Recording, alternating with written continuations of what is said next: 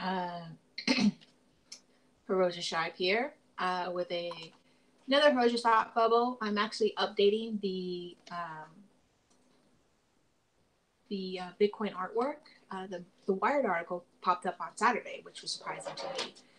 So I didn't read the interview yet about Coin Artist's new project, which is the Neo District in the RPG. It's talked a little bit about it here in the Wired article, but I thought it'd be important to kind of talk about the solve and how it was solved and the people involved and how Coin Artist feels about her puzzle being solved and her thoughts and her next direction. And just it's just a little fascinating thing, Everyone here in the space is, a little flummoxed, if you will, because of the Bitcoin price going up and down. We may have hit the bottom. There's been some news, and we'll talk about that. Here's the solution to the 3-year-old $50,000 Bitcoin puzzle. It was done by Daniel Orbis, is the person who did the article. Mother's brother spoke with the legend of Satoshi Nakamoto. Spoke with the person who has a pseudonym because the country that they are in doesn't favorably look on cryptocurrency. And this is in general. You probably do not want to let people know that you have almost 5 Bitcoins in value. That might not be best as a considerable amount of wealth, just any old place. But I thought we should talk about a little bit of some news and a little interesting stuff that's going on in the space. So, come on. Just copy it. Put it in here. So this Medium article went up today, I believe, or at least I saw it in my feed today, about Ledger, about the hard wallet, and about how there's a vulnerability, which I don't think is the first time this has happened with Ledger, but they've been pretty good in responding to vulnerabilities. I haven't seen any statements from them yet.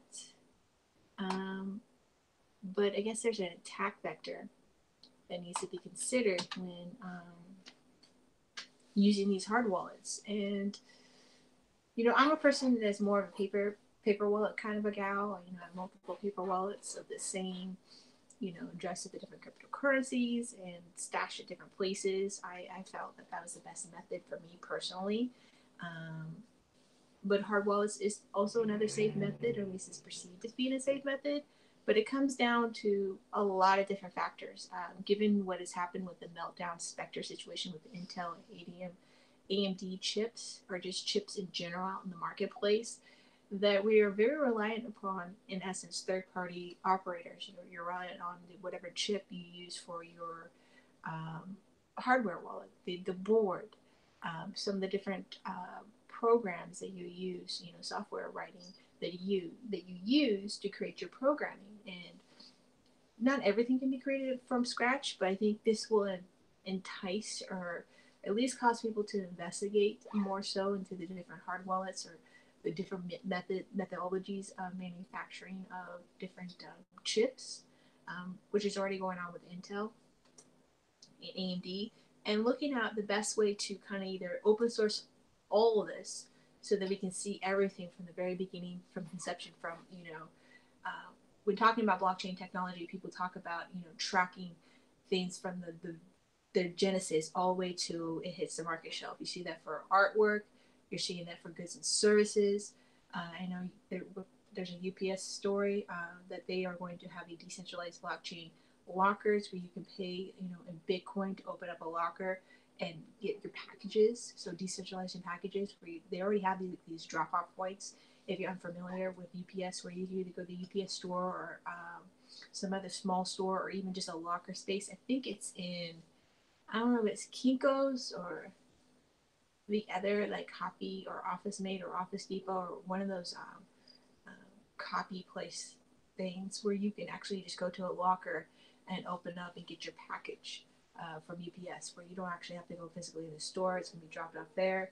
It's great if you're in like a little business area. Maybe you don't have the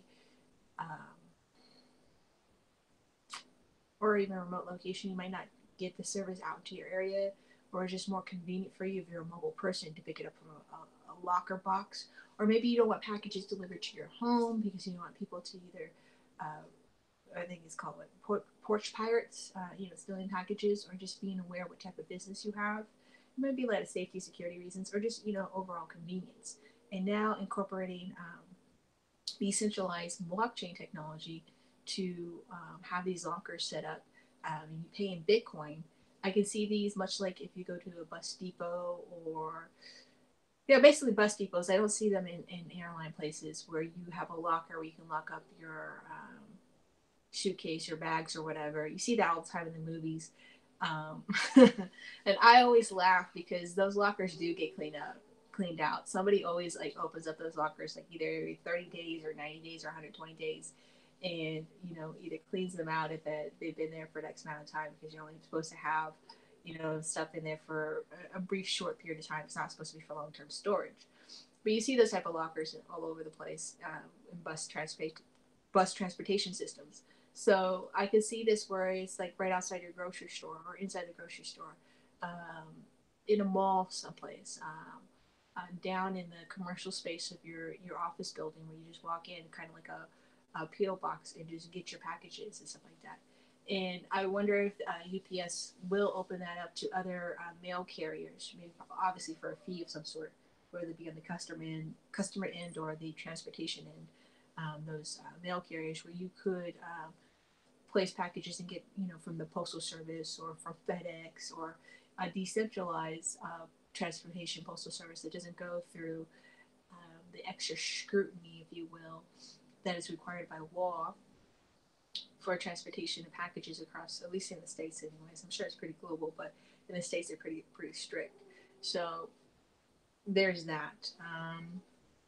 So that was a very neat idea. But kind of getting back to the Ledger hard wallet there. So here's from the Medium article. It's written by Paris Comer and was published February 2nd. So it's just a 2-minute read. So cryptocurrency wallets consist of a collection of private keys for spending funds and public keys for receiving funds. Most wallet clients will have a program that generates a new public key with each new transaction. This is done to protect a user's privacy by scattering their funds across many addresses than just one. So, the whole reusing of a Bitcoin address is kind of frowned on because it can get tagged. Change addresses instead of going back to your original one, goes to a different one. So that way, you can scatter your funds, keep your privacy intact. It's a feature that's been around for a while. The HTTP wallets do it all the time. So this is something that, of course, the hardware wallets have incorporated. The attack. The Ledger wallets are one of many that generate new public keys for each receiving transaction. They accomplish this by using a simple JavaScript code. Oh God, JavaScript. That runs client side. This means the malicious code can easily replace the automatically generated receiving address with a hacker's. Since this might happen a lot with malware, whether you're cut and pasting or even actually entering the Bitcoin address into a program, is replacing what you've done. As soon as you hit send, it automatically replaces what your Bitcoin address is, or whatever cryptocurrency address, with their address, so that when you're receiving funds, or the place that's supposed to receive the funds, they're snatching it from you. And whatever change back you might be getting, they're also snatching that. So that is a malware program that's been around for a while now, and it's having an increasing effect on different cryptocurrencies and malicious activities, if you will. Since public keys regularly change, users would not suspect any issue and have no way to verify the validity of the receiving address. As far as any user knows, the address displayed is their own. The problem at stake. Ledger doesn't have any verification checks to ensure its source files have not been modified. So that's news to me. I would think that would be something, a security feature that they would have, like a PG. You see that all the time within this cryptocurrency space. When you download Tor, I recently downloaded Bisq and OpenBazaar, the new updates. They have a PGP key. They can verify that you're actually downloading the appropriate proper program, and you can check the fingerprint and make sure that you're downloading the right one and not a malicious one. The Ledger Wallet software is located in the app dat folder, meaning malware doesn't need administrative access to modify them. That's another big security flaw. I understand maybe the easy access for updating, but to be able, you should have some kind of redundancies to make sure there's not something, any program should be directly accessed for something that's securing financial funds. The malware only needs to be programmed to change one line of code. Wow. Which can easily be accomplished with a program consisting of just a few lines of code in Python. The change code is also used to generate a QR code, meaning that even the QR code will be updated to the hacker's address. So it's very thorough. It's not just the input in the 32 Bitcoin address. You can then have it generate the QR code. So proof of work. Locate the Ledger Wallet JavaScript file. Open source the file and locate this line. Replace it in the following return receive address. The next time you try to deposit funds, they will be sent to the address inserted, whether you copy the string or use the QR code. Remediation. When depositing funds, there may be a small monitor button that appears on the bottom right of the receiving screen. Press this button will cause a correctly generated address shown on the screen of the hardware wallet. If this is any variation between the address, do not deposit funds. So there is a bit of a failsafe for how many people do that. Note that this feature is not documented, it is not part of a receiving process, but it will help to remedy the issue at hand. A solution should be implemented to force the user to verify the receiving address. And note, to improve security of your hardware wallet, send a letter to Ledger by submitting a request here. So let's see if Ledger has responded back. It is kind of the weekend, but crypto is 24/7. No, I'm not signed in, so that's fine. So Ledger, let's look Ledger up.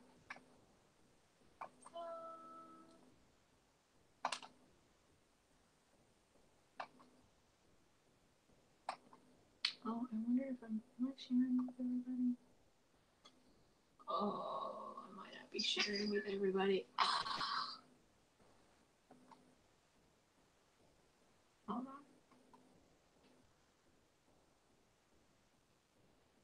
Okay, so I am presenting to everybody. Okay, just checking.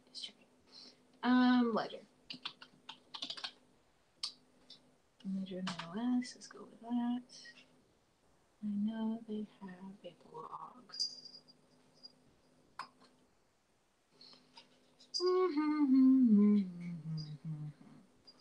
So, also be like next Saturday, I'm gonna be having my younger brother on. He just recently turned of age, and I've been helping him get into the cryptocurrency space. He just recently purchased Bitcoin, and he's trading on Binance. So we're going to talk to him about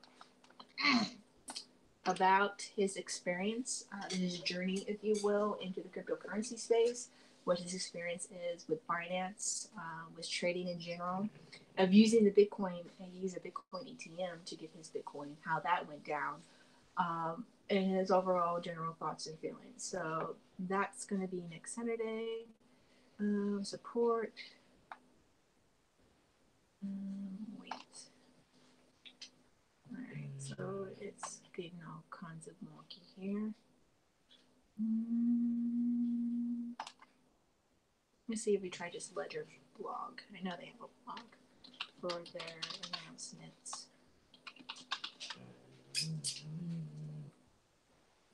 Really? I have this dog here that's just letting everybody know about the state of being. Alright, scam warning on secondhand ledger devices. Alright, so they haven't posted anything yet. Yeah, so you shouldn't, in general, when it comes to hardware wallets, I wouldn't use a secondhand like eBay or anything like that. There was an issue, a story where someone did buy a ledger wallet off of eBay. They had the seed code and everything. All the seals were in place. They deposited their Bitcoin, and it was stolen. They posted on Reddit. They were talked to with Ledger, talked with the community. They eventually was able to track down the person who did it, the hacker, and to prevent, financial crimes and stuff like that. Apparently, he sent it back to the Ledger wallet. Haven't seen really much update because the person stated that they couldn't really still access this and fear of the hacker getting to it, and there was some issue about deleting something. But yeah, I wouldn't use a secondhand ledger at all for any hard wallet, and I would be cautious with even resellers who buy directly from You know, Ledger and sell it through a store. I would buy directly from Ledger or Trezor or even Open Dime for now until the reputation of people in general has significantly gone up to where they're highly reliable. But then again, they could be, you know, generating good reputation and then this the other is fine. So not so much an Open Dime stick, but with Ledger and Trezor, that could be a probability. So they haven't said anything yet. I'll update when that happens. Let's see. What's the next story? So I found this very fascinating considering what people, you know, I'm going to say that for the end. Let's talk about Vatlaik. So Vatlaik, man, this guy, he was talking about, he did a little bit of a rant through Twitter that, you know, there's no moonshot, there's no push forward in other areas of technology or just in this space to utilize this new wealth that everyone's generated for the better good of society, if you will. And so Vatlaik, and um, basically putting your money where your mouth is, has donated 2.4 million of Ether to SENS Research Foundation. So this comes from Bits Online. It's written by William Peaster. So weeks ago, Ethereum co-creator Vatlaik made waves when he chided the moonshot immaturity in the crypto space, calling for the need to turn the space into a force of societal good. To that end, Return just put his money where his mouth is with a multi-million-dollar donation to the anti-aging SENS Research Foundation. Like I said, with the Pineapple Fund, when I talked about that, particularly now in the States, it's tax season, that you're probably going to see a lot more of these types of gifts and donations where people do have crypto wealth and they will fund different various projects or charitable organizations, not only as a tax deduction, but more so thinking, you know, how can they in general contribute to the better part of society. Instead of what I initially talked about, you know, the Pineapple Fund, where most of these huge, large charitable foundations were made out of guilt. And I talked about Andrew Carnegie. He had, you know, the way he attained his wealth. He was always derided for it. And if you look at his business practices, while he was not, was it Rockefeller or Standard Oil, he wasn't as bad as that guy. You know, it wasn't so great. So he contributed a lot to the arts. And primarily the reason why there are public libraries throughout the nation is because of Andrew Carnegie. He helped establish 2,700 public libraries where he built the buildings, put the books in, and said to each city, county, or place that he placed a library that you just need to fund the staff and continue funding. And so there's a lot of places, particularly mostly back east, primarily because at the time, that's where most of the people were back east and a bit in the Midwest. While there were people in the West, it really, if you look at the movement of the, particularly in the states of the nation, it wasn't until the highway system during World War II propelled it, but the highway system, World War II, and a bit of the Great Depression, did you see a significant migration movement towards the West? As soon as there was, you know, the Great Depression, there was a financial need. They needed workers in California, so people moved out west. There was various projects like the Hoover Dam, different dam systems, and projects that did occur out west to help with the modernization of the area. Then you had World War II. We had a lot of factories, so you needed workers that way. And then when Eisenhower did the whole highway project, and I think a bit Truman too, but mostly Eisenhower, and he had the whole highway system built up. With that form of transportation now, you know, even though there was trains, planes were starting to become a thing, but really wasn't until the 60s till they became a thing. You know, with the highway system, people were able to pick up and go and move at a much far rapid pace than previously. Most lanes were 2 highways. Now you got 4 lanes, 5 lanes, 6 lanes, more highway lanes just going all over the place and connecting all various parts of the country. So that's why you see much, particularly considering Andrew Carnegie was the early 20th century when he did much of this gift giving. I'm pretty sure many of the places were like dirt towns, really, cities and stuff like that. But anyways, instead of going out of guilt of the way people acquire their wealth, or really this huge tax write-offs to or just in general a little scuzziness where they're given to a foundation that they can use to pull money out of. It's actually going to be for people actually seeking to do good, to have some sustainable contribution to society, betterment of not only themselves but in life in general. And so, good on Vatlaik for doing this. Per February 2nd press release, the nonprofit SCNS Research Foundation received Ether totaling more than 2.4 million USD for Ethereum's de facto poster boy, Vitalik Buterin. The SEC Foundation itself was first founded back in 2009 by Dr. Aubrey de Grey, author of the popular work Ending Aging. The organization specifically strives to research, develop, and promote comprehensive regenerative medicine solutions for the disease of aging, a field of study that has reportedly dear to the heart of Bitcoin legend Hal Finney. Support is critical to SCNS Research Foundation. Expressing our programs, Foundation CEO Mike Cope said, "Our work to cure the disease of aging is dependent on the generous support of our donors, and we appreciate this support tremendously." For his part, Buterin commented and strongly support the organization's mission. "I've been a fan of Aubrey's work since I first read Ending Aging when I was a teenager, and I'm happy to have been blessed with the opportunity to personally support SCNS efforts. Their focus on creating solutions to the disease of aging, one of the greatest problems facing humanity, is very much in line with my goal to positively impact the lives of millions of people around the world."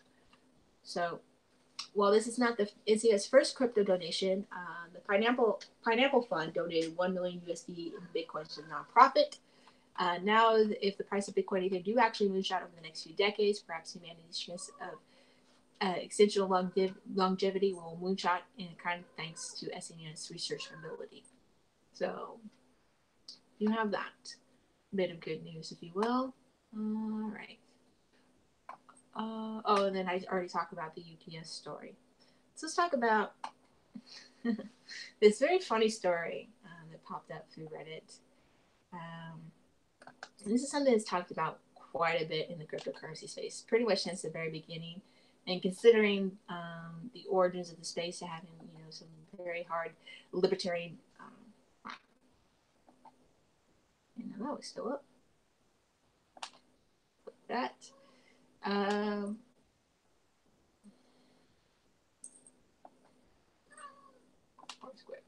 Horse quick. Libertarian origins. You have a lot of crypto anarchists, and a lot of them are not very much with it when it comes to paying taxes. Very down on the government in general, or any forms of government, really. All about volunteerism. I've dabbled in the space. I have some issues with all that. I won't get into it at this moment. But here we go. So, Philip Greenspung's weblog, posting every day an interesting idea every 3 months. So, secret Bitcoin billionaires will renounce their U.S. citizenship before cashing in.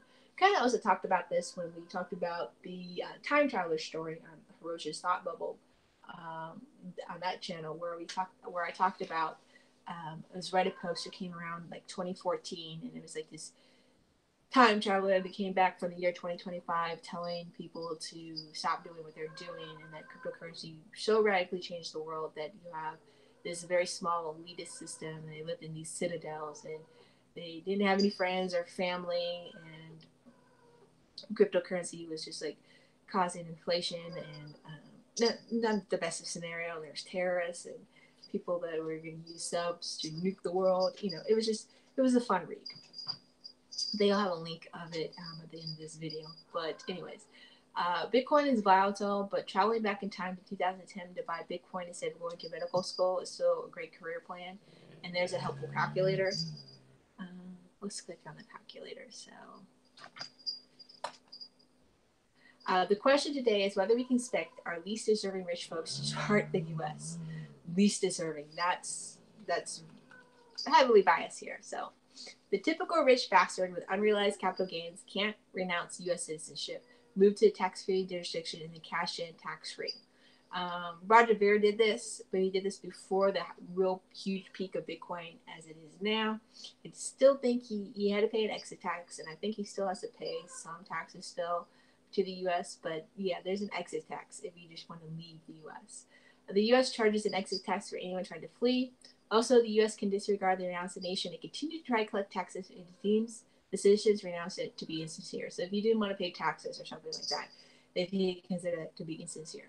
And consider the Bitcoin billionaire or at least $100 millionaire. His or her wealth is on a post-it and nobody else knows about it. Okay, so it's significant exaggeration. So I'm going to keep going, but here we go. So the person who was clever enough to buy Bitcoin in 2010, renounced in 2018, becomes a citizen of a country without income tax, or one that doesn't tax foreign holdings, and then starts cashing in without the U.S. government ever becoming aware. Readers, what do you think? Will American with a secret from everyone Bitcoin gains stay and pay the tax, or develop a sudden fondness for life abroad? I think there will be a lot of people that will have a go a life abroad, and I also think there'll be a lot of people that stay. Now, I don't believe that this is unearned. After all, they did invest their own money, the capital, time, patience to keep Bitcoin, to invest in Bitcoin, to develop Bitcoin, to be part of this community, to be part of this heavily risked area, one that is being increasingly derided by governments and existing financial institutions.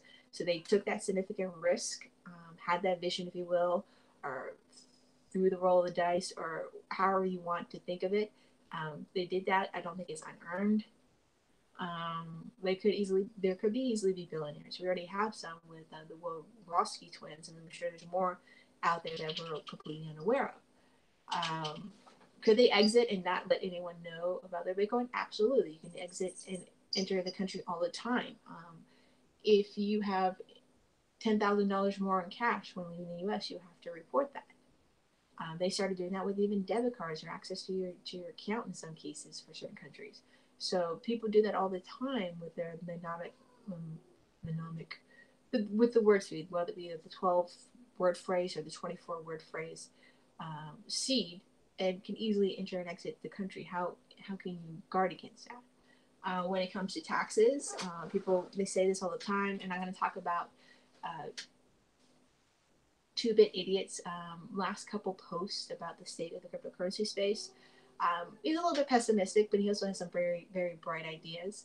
And he talks about how people and people talk about this all the time, I lost the private keys, I can't access. And there's people that have legitimately lost private keys. I have lost private keys.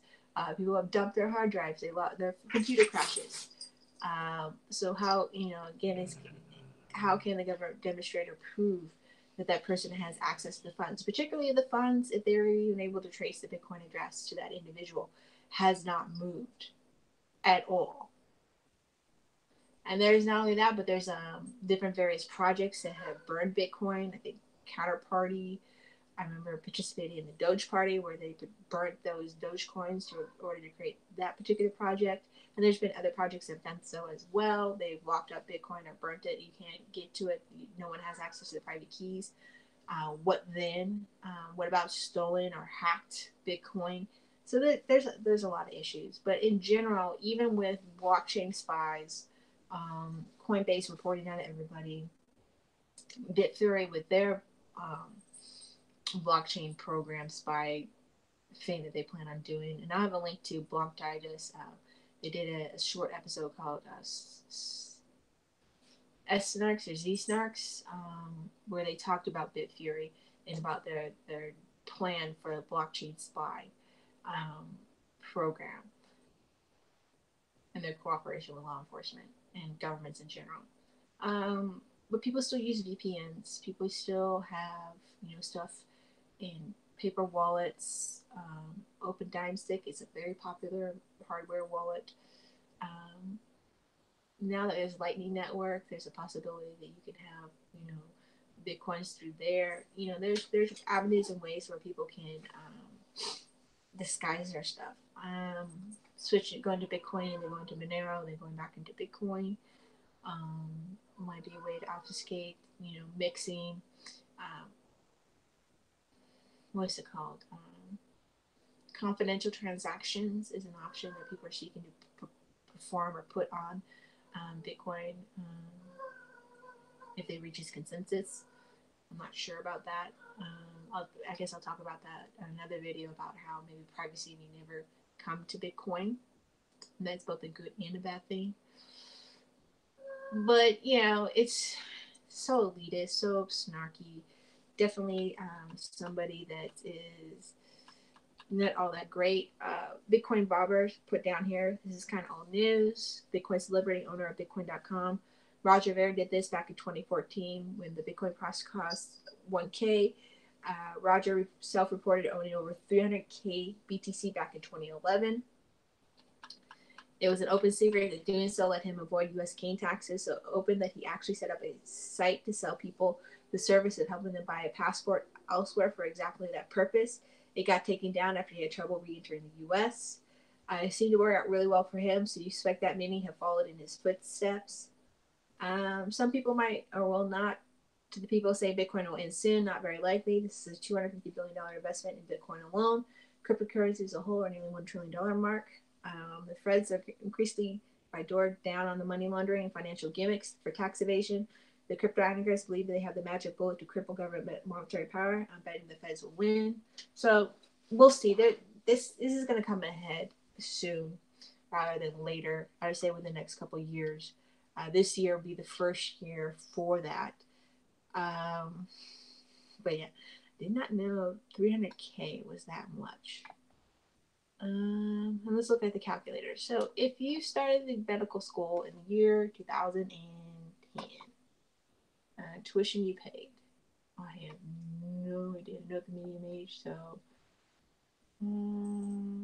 let's just go with 37,000.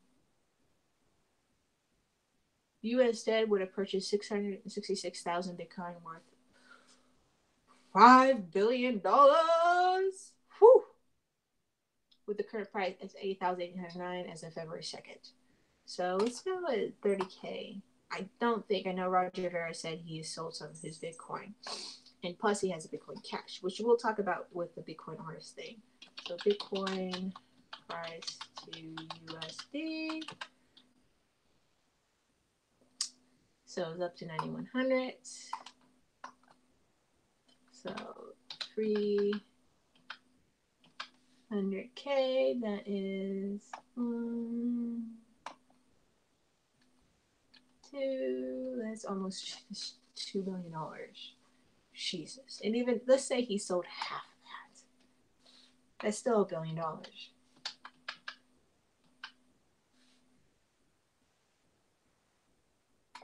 1, 2. Yeah, that's still $1 billion plus Bitcoin Cash, Bitcoin Gold, and all the other value of the different forks, even if a small amount. Whew.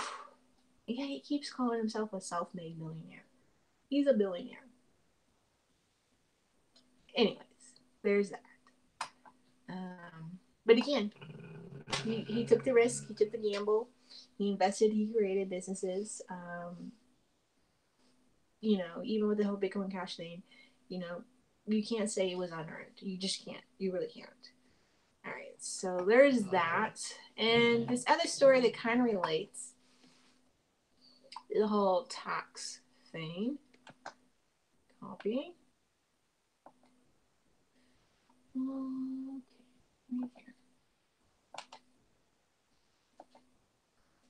Is this Puerto Rico story. Now, people have talked about Puerto Rico off and on within the cryptocurrency space. If you're a resident of the States, as a place to avoid paying capital gains. And it's something that has increased, especially considering that with the hurricane and the devastation in Puerto Rico, obviously property values have got damaged, how there is many people going down there to try to, rebuild the country and utilize, smart technology or more advanced technology to rebuild Puerto Rico. We will see how that works out. As of now, what is it, almost 6 months in, 5 months in, there's still lots of people that do not have power or water. Food aid's been cut. There's a lot of messed up things that are happening within Puerto Rico. But okay, so you have this New York Times article by Nellie Bells. They call it what they're building Puerto Pipa. So this is such a dude bro thing. But then someone told them apparently it's all serious that it translates to Eternal Boy Playground in Latin. So they're changing the name. They call it Soul. This reeks of dude boy. Dozens of entrepreneurs made newly wealth by blockchain and cryptocurrencies are heading en masse to Puerto Rico this winter. They're selling their homes and cars in California and establishing residency on the Caribbean island in hopes of avoiding what they see as an onerous state and a federal tax on their growing fortunes, some of which now reach into the billions of dollars. And these men, because they're almost exclusively men, have a plan for what to do with their wealth. They want to build a crypto utopia, a new city where the money is virtual and the contracts are all public, to show the rest of the world what a crypto future could look like. Blockchain, a digital ledger that forms the basis of the virtual currencies, has the potential to reinvent society, and the keeps referring the proto-peepers want to prove it. For more than a year, entrepreneurs have been searching for the best location, and after Hurricane Maria decimated Bitcoin's infrastructure in September and the price of cryptocurrency began to soar, they saw an opportunity and felt a sense of urgency. So September, October, November, December, January. So yeah, almost 6 months. So this crypto community flocked here to create its paradise. Now the investors are spending their days hunting for property where they can have their own airports and docks. They're taking over hotels and a museum in the capital's historic section called Old San Juan. They say they're close to getting the local government to allow them to have their first cryptocurrency bank. What is happening here is a perfect storm, says Hazley Miner, the founder of the new site CNET, who's moving his new blockchain company called Videocoin from the Cayman Islands to Puerto Rico this winter. Referring to the Hurricane Maria and the investment interest that has followed, adds, while it was really bad for the people of Puerto Rico, in the long term, it's a godsend for people who look past that. So basically, this is kind of gentrification to me personally of an island and taking advantage of the situation. And I'm not really sure overall what the benefit will be for the populace in that area. They're going to be paid in Bitcoin. Are they going to, are they going to shop in local area businesses? Or are these guys douchebags? I'm sorry, dubros, Puerto peoples? Are they going to create their own businesses and make it so exclusive and box out the native populace? So Puerto Rico offers an unparalleled tax incentive: no federal personal income tax, no capital gains tax, and favorable business taxes, all without having to renounce your American citizenship. For now, the local government seems receptive towards the crypto utopians. The government will speak at their blockchain summit conference called Puerto Rico Crypto in March. The territories goes to blockchain tax lawyer is Geneva Mendez. 30 expected the tax experts to disappear after Hurricane Maria, but the population has instead boomed. So we'll see how this goes. I don't think it's going to go very well. I think there's going to be a lot of resistance from the local population because, after all, their country, basically, their island, their home, has completely been wrecked. And here you have these dude bros coming down, buying up the property, raising the property value, not really so much overall, I think, contributing to the local population, building schools, infrastructure, hiring native peoples. We'll see. We'll see how this goes. Given how other places have been gentrified and changed dramatically, just look at San Francisco and even Oakland to some extent, I don't think it's going to go well. I just don't. So, the story of the day, the motherboard article on here's a solution to the 3-year-old $50,000 Bitcoin puzzle. Again, written by Daniel Arbajas. So, on Thursday morning, a closely watched Bitcoin wallet address known as One Flaming Insects, I just love that Bitcoin address, has a surprise transaction that drained the account of his 5 Bitcoins worth nearly $50,000 at the time. The Bitcoin wallet belonged to a crypto artist who goes by Coin Artist on Twitter, but she wasn't despairing about the loss of Bitcoin. In fact, she's ecstatic. She attached the puzzle in 2015 to Rob Myers. That was the hacker I couldn't remember. And it was solved. So Coin Artist told me that she hadn't really expected the puzzle to take so long to solve. After it was announced on the popular Bitcoin Talk forum, an obsessive community forum that was dedicated to solving the puzzle. Yet when no one was able to crack the code after months of effort, Coin Artist said the interest in the project began to wane, which was, I guess, is true. People had largely given up prior to the bull run. Coin Artist told me on Telegram, I think Bitcoin's price rejuvenated interest in 2017. So according to Isaac, this is the guy that solved the puzzle. The 30-year-old programmer who actually solved the puzzle hadn't even heard of the puzzle until a little over a month ago, which I don't think is unsurprising. Isaac's name has been changed. Okay, so he changed for anonymity. He told me originally he found the puzzle because he and his wife enjoyed solving riddles, and he was desperately looking for puzzles related to cryptocurrency. He detailed the process of solving the puzzle to me in a chat, and the solution was corroborated by coin artists. He shared screenshots of his conversation with other puzzle players, and to prove that he was in fact in control of the coins, Isaac also signed a message to the wallet address using the phrase that was placed before the start of the Bitcoin wallet private key coded into the painting. The phrase was B34U7Y, truth and rarity. Like almost everything in the Torch Hearts painting, that's the name of the painting, the phrase is loaded with meaning. According to coin artists, is a reference to William Shakespeare's famous poem, The Phoenix and the Turtle. And if you look, I'm going to look at the puzzle. There's a turtle dove. This is the phoenix. Right here is a turtle dove. Let me enlarge it a little bit. 33. Right there is the turtle dove. And as you can see, the phoenix right here, they're kind of almost like embracing each other. And the flames, chess piece, vines, and right here, the key, which was part of the solution. We'll get back to that. So hold on. Wait, full screen. Yeah, I'll raise it to 200%, and we'll talk about this when we get towards the solution. So nod to the Shakespearean play was very poem, which is very personal to coin artists. So how the puzzle work? Although the painting was done by coin artists, she worked closely with Myers to encode the key into the artwork. Retrieving the private key to the Bitcoin wallet required puzzle players to combine and extract two pieces of data from the paintings: the data hidden in the flames, flanking in the edges, and the data hidden in the ribbons tied around the key in the bottom right corner.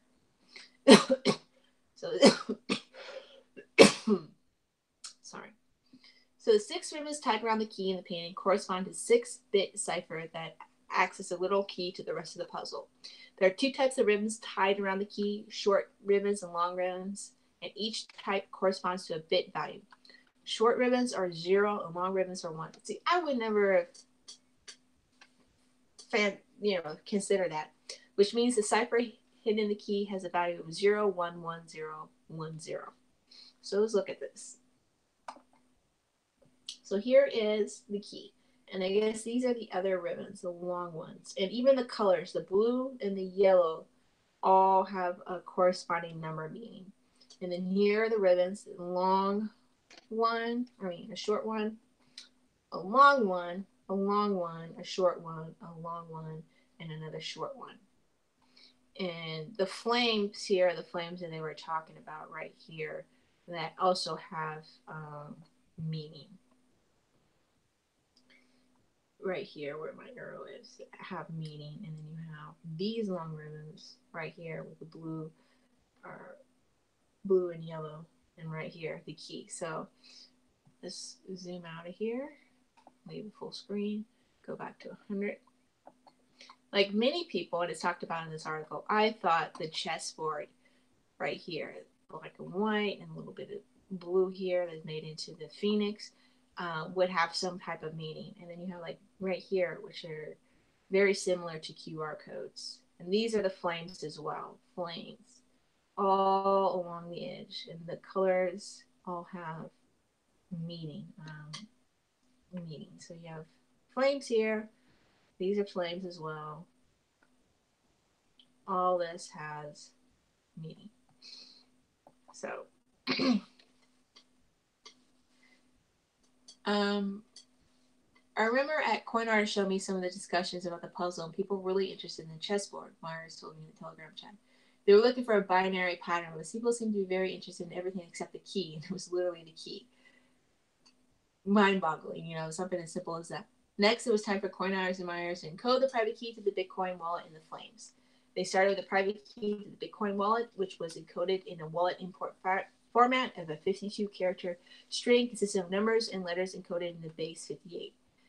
Base 58 is a way to render binary code as a text, which includes the numbers 1 through 9 and all of the upper and lowercase alphabet, except the ambiguous-looking letters like I and O, which can be misinterpreted as 1 or 0. After each character in the private key had been translated to its binary equivalent, Coin Artist and Myers added other data to the binary strings, including the phrase B34U71, truth and rarity at the beginning to signal to the person working on the puzzle they have found the Bitcoin key.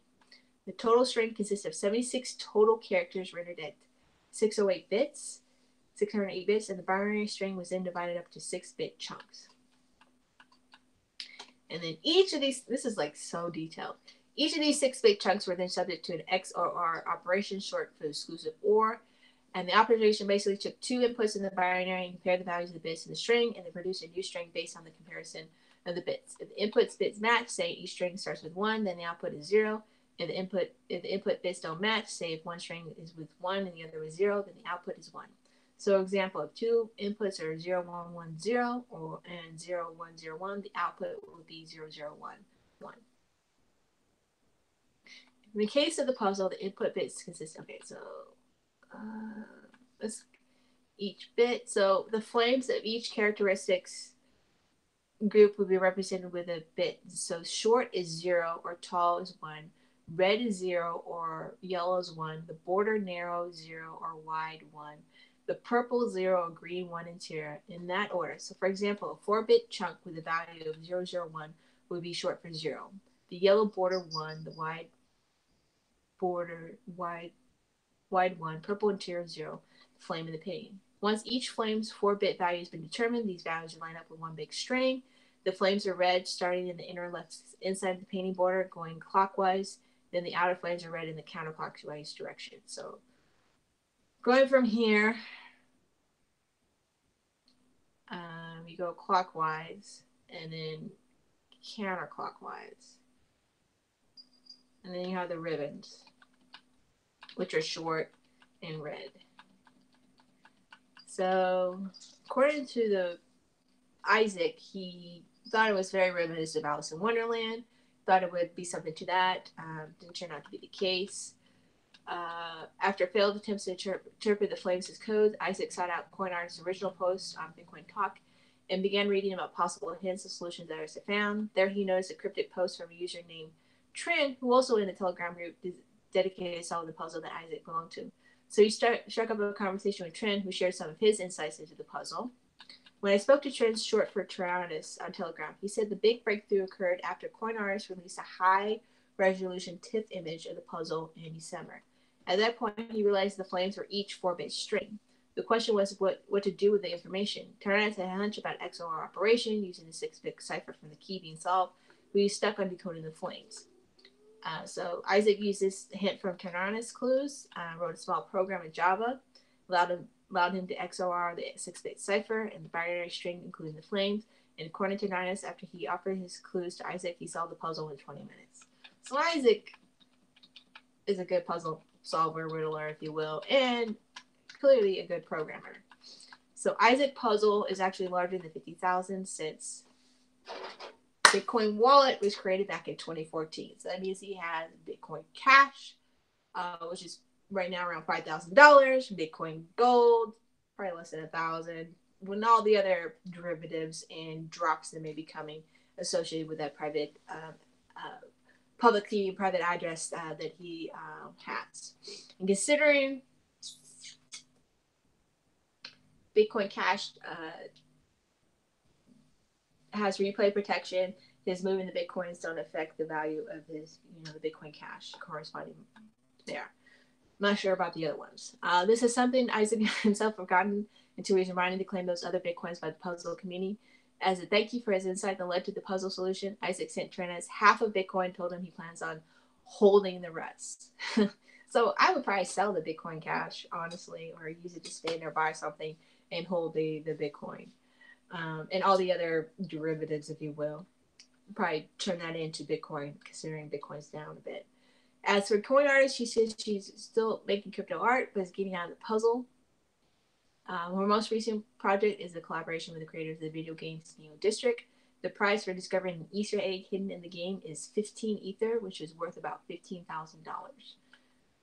I'm so super emotional about this being solved, CoinArtist said, but I'm just making games from now and because puzzles are too dramatic.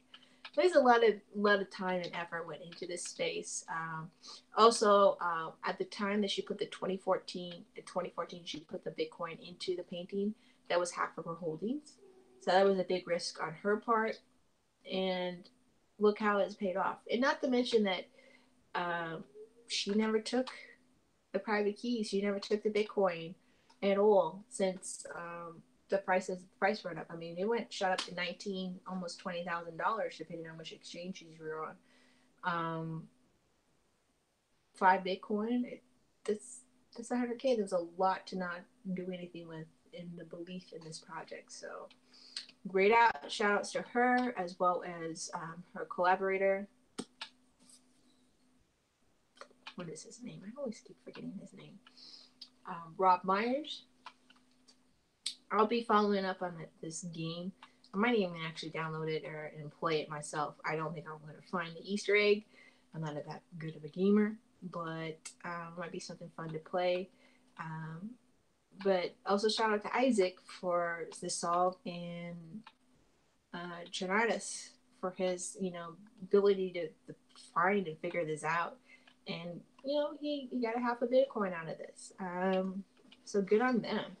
It's just fascinating what we do in this space. So right there is how you would solve the flame code, and then if you follow the arrows, you keep going like that. So, whew, that's. Oh, I wouldn't look at this. Let's look at this. So this is small, wide, and just let's see, 200%. Let's move up. So yeah, like yellow, purple, yellow, green. Just to even think that this would correspond to some kind of 0-1 bit thing is mind-boggling to me. And then you have this loop right here with this leaf in the way up. Very creative people did this. Very creative and smart people solved it. And it's just, something else to talk about instead of the price and trading. And even some of like the big news is the credit card companies are not allowing people to purchase, some of them are not allowing people to purchase Bitcoin through the use of the credit card. For a while they're allowing people to do it because they consider it a cash transaction. And that's ending for some people. The banks for a while have not been allowing people to purchase directly out of their bank accounts. So yeah, there's going to be a lot of pushback this year from financial institutions because they want you to invest in their investments and not this particular investment. And we'll see how this clash works out for them. But considering that they have the backing of the government and pretty much the majority of the world, we'll see. So let's get back. I don't think it's going to end well for them. But okay, so we're going to stop sharing.